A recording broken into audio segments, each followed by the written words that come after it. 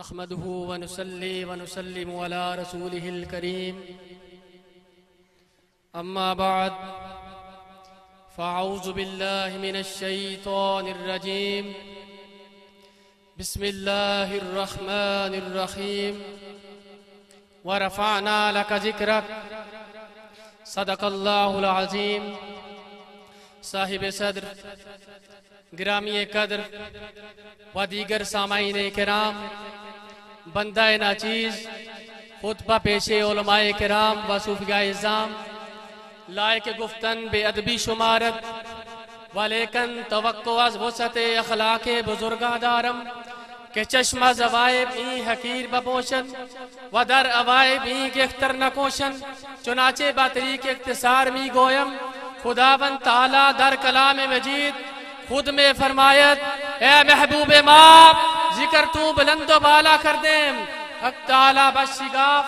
از اسم خود کے محمود است احمد و محمد و تسمیہ کردہ نشد پیش از وے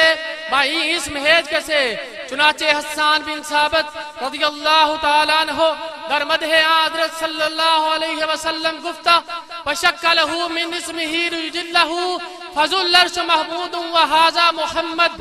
چوم نام داشت عبدالمطلب محبوب خدا را محمد صلی اللہ علیہ وسلم پرسیدن ازوگے چیرا نام کردی ای ولد را محمد پس عبدالمطلب گفتہ امید دارم کہ ای ولد را تعریف کنند اہل زمین و اہل آسمان خداوند تعالی اورا بری مقام فائز فرمود بادشاہی و جملہ جہاں و ارضی و سماوی عطا فرمود چنانچہ فرمود محبوب خدا صلی اللہ علیہ وسلم دو وزیر من در زمین اس دو در آسمان در زمین حضرت ابوبکر صدیق و حضرت عمر فاروق رضی اللہ تعالی عنہما در آسمان حضرت جبرائیل و حضرت میکائیل علیہ السلام چنانچہ فرمود خداوند تعالی در رفت ذکر مصطفیٰ صلی اللہ علیہ وسلم اذا ذکرت ذکرت ماہی اے محبوب من تو ذکر مرا کردہ شود ذکر تو نیز کردہ شود پس ذکر خدا اگر ازانست ذکر مصطفیٰ نیز در آس و در کلمہ طیبہ شہادت و خطبات و جمعوی دین ذکر خدا و ذکر مصطفیٰ موجود است وکندہ کردہ شد در درہائے جنت نام محبوب خدا صلی اللہ علیہ وسلم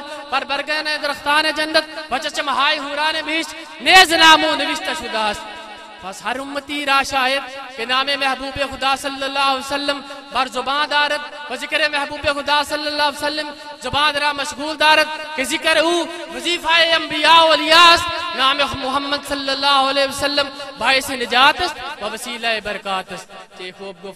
گفت کسے گر نام محمد را نیا برد شفیع آدم گر نام محمد را نیا برد شفیع آدم نا آدم یافتے توبہ ننو وزگرک نجینا وما علینا الا البلاغ المبین